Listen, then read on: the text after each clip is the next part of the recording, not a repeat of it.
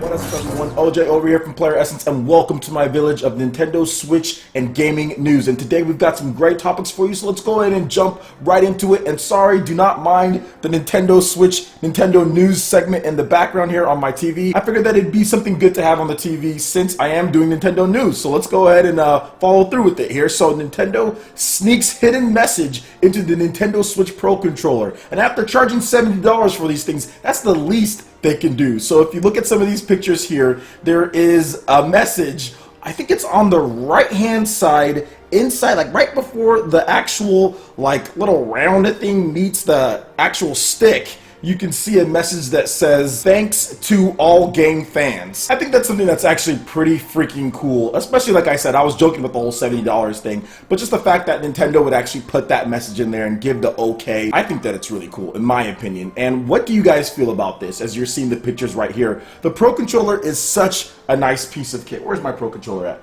I have my Pro Controller right here. It is so nice. This is one of the most comfortable controllers that I've ever used. I talked about it beforehand. It's really on par with the Xbox One controller, which I have right here. It's pretty much on par with it to me. As far as how I feel about the controllers, they're both really good. I just wish this one had a headphone jack. I don't care about pressure sensitive triggers because I've never been a big fan of taking longer to actually press a button or anything. Like when I want to shoot, I want to shoot. I don't want to slightly press something or anything like that. It's the same as like PC. PC has like a mouse. So yeah, I've never really been a big fan of pressure sensitive buttons or triggers. Never have been, never will be. But anyway, yeah, I really love the Pro Controller. I think it's freaking awesome. And I think that's really cool that Nintendo did do this. So let me know what you guys think about that in the comment section below. Next, we're moving on to some more confirmed or somewhat release windows for another Nintendo Switch game that's actually looking pretty good, and that is Pocket Rumble. The developers have confirmed that that game will be out mid to late March on the Nintendo Switch, and that is a Nintendo Switch exclusive. So Pocket Rumble will be coming a lot sooner than many people thought, and the developers actually did announce this on Twitter. So mid to late March for this fighting game, this simplified but depth fighting games. I think that's the best way to describe it. Not a lot of button inputs that you have to do, but there's a lot of different things you can do with what they give you. So that's actually pretty cool, kind of like Smash Brothers in a way or so. So 3 weeks away. Pretty cool, and yeah, I'm really glad that this game is coming out, and I think it's also going to have, yeah, confirmed online play as well, local multiplayer and online. So I'm pretty sure that I'm going to get this one somehow, whether it's through a review code or whether it's buying it myself. All right, next we have Mr. Aonuma-san talking about his interest working with HD Rumble potentially in his next Zelda game. So this is coming from a Game Informer interview with Aonuma-san. So he said this: "I definitely have always wanted to take the game you're playing at home, wherever you're going. That's something that definitely has come true with Switch. We do play a lot of our video games during commutes, so that was definitely, as Japanese, something I really wanted. I'm really happy that it happened. Force feedback is something I am keeping in the back of my head. I want the users to feel the immediate reaction with the HD Rumble. We're able to do that with future in-depth experience. In Skyward Sword, when you were swinging your sword, whether you were attacking a hard-shelled enemy and have a little bit of resistance or cutting through something really easily, those kinds of differences in attacks, you will be able to create them with HD Rumble. In the future, it is something I would definitely like to visit." Of course, the 1-2 Switch dev team is part of our group, so there are other developers on our team that are thinking about it. As I am talking to you, I just thought about, with HD Rumble, how about if you're putting a sword back in its sheath or taking it out? That little bit of movement can also be expressed with HD Rumble, so that could be kind of fun. So I think just they ran out of time. I think with The Legend of Zelda Breath of the Wild, why that game doesn't implement HD Rumble, they just probably ran out of time and just couldn't implement it in there, but it would have been nice to have. For those who don't know or you haven't experienced HD Rumble, it kind of gives like slight vibrations in different areas of the Nintendo Switch Pro Controller or Joy-Cons that can simulate like a realistic feeling of like being hit by one side or from the other side. It's actually a pretty cool thing. Fast RMX actually has it, and it's fun. It's really fun to use the HD Rumble, and I think it can be a game changer. We just need more games like Dragon Quest Heroes that's coming out that has it. So I definitely want to download that demo and check out the HD Rumble on there. I'm probably going to do that right after I'm done making this video here. So let me know what you guys think about what Aonuma-san has to say about this. And probably the next Zelda game is going to be full-blown HD Rumble title. All right, and for the last article here, the big man, the president over there, Tatsumi Kimishima, from Nintendo, has talked about the Nintendo Switch pricing, potential for a price drop, and interest in VR for the future. Some people feel that the Nintendo Switch is expensive when compared to other gaming systems. Since the features are different, you cannot simply compare them. he thinks those opinions are not necessarily the majority.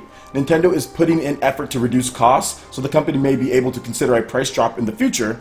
Nintendo is strongly interested in studying VR. They must develop software that matches up well with the technology, while players also need to be able to play along.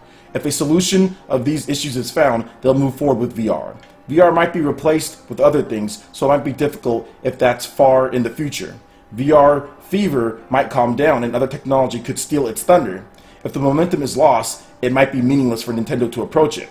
If VR is going to be utilized, it would seem that the Nintendo Switch is the platform for that approach. So of course what he's saying with Nintendo Switch being the platform is the Joy-Cons. Obviously you have some really nice VR controllers, pretty much like the Oculus Touches. In terms of the technology and all that, very good technology, right on par with a lot of the other controllers out there. That's why those Joy-Cons are actually expensive, because there's a lot of good motion tech, accelerometer, gyroscope, HD rumble, camera, IR, has all that built into it. So that's the reason why it's that, and I think it would work well with VR. But once again, you need the headset, you need all sorts of things. VR is definitely, it's okay, it's good, but VR isn't taking off as much as the industry thought that it would at this point, because we've had VR for a while now, and it's not like everyone's like, oh, we have to have VR. It's not even anywhere near that at this point, and it's nowhere near mainstream. So I can understand where Nintendo's coming from, playing a like wait and see approach. And if VR does happen to take off, then maybe they could introduce their own headset or have some type of partnership with one of the Vive or one of the other people that make headsets. So there's lots of options. I think Nintendo's best off to just wait and continue researching it. But yeah, I agree with them. VR, you can't play it for a very long time, and when you do, you feel weird.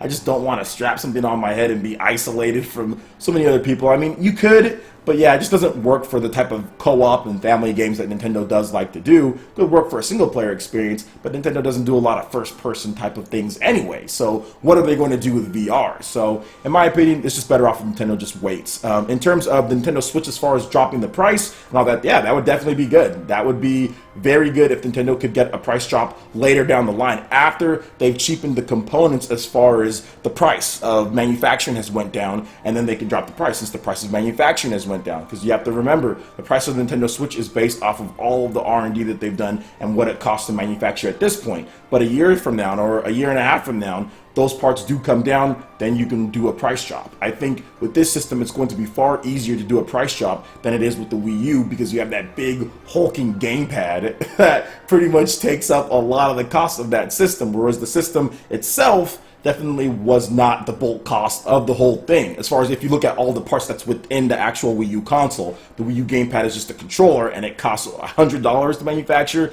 and pretty much jumped the price up. So I can definitely see a price drop coming, but it's only after Nintendo has actually decreased the manufacturing costs or the component costs within the Nintendo Switch. So that would be cool if they can, and I definitely look forward to that happening later down the line. More than a year, I would probably think. Nintendo has a lot of great software this year. I'm pretty sure people are going to be continuing to buy the Nintendo Switch as more games like Splatoon and Xenoblade, Mario Odyssey, Fire Emblem Warriors, ARMS, Mario Kart, when all that stuff comes out, more people will keep on picking it up because they have a consistent flow of games. And then, like I said, once that manufacturing cost comes down, maybe next year, then okay. And he's absolutely right as far as Tatsumi Kimishima about not comparing it to other gaming systems, which some people are continuing to do. You're comparing it to PS4 and Xbox One. Understandable, right? They all do video games. That's fine. You can compare it, but at the same time, there always needs to be an asterisk by it, because you can't take your PS4 and Xbox One with you somewhere else. And if you want to have the same functionality on a PS4, you have to buy a PS Vita. Whereas with Nintendo Switch, you actually get all of that up front. You can take it anywhere you want, and you can play it at home.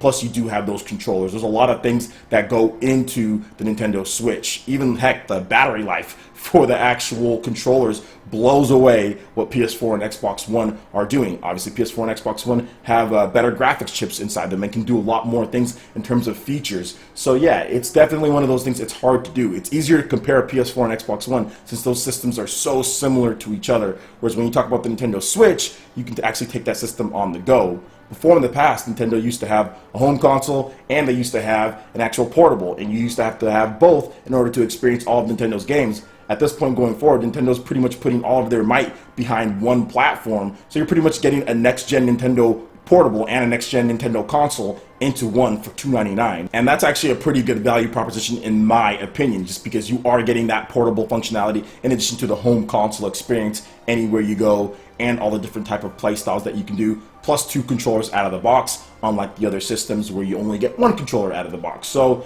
it's interesting. There are people who feel that it's expensive. It's not everyone who thinks that. It's just some people who do think that, which is fine. They're open to an opinion. But when you look at everything that you get with the Switch, and when you look at the functionality of it just being a portable and a home console, definitely makes sense. So it's going to be interesting to see what Nintendo does going forward in the future. All right, guys, that wraps it up for this video here. Go ahead and hit that like button if you did like it. Let you know you guys want more content like this going forward in the future. And subscribe to PlayerEssence for the latest news, reviews, discussions, and more. Thank you so much for watching, and we'll see you ninjas for the next video. Peace.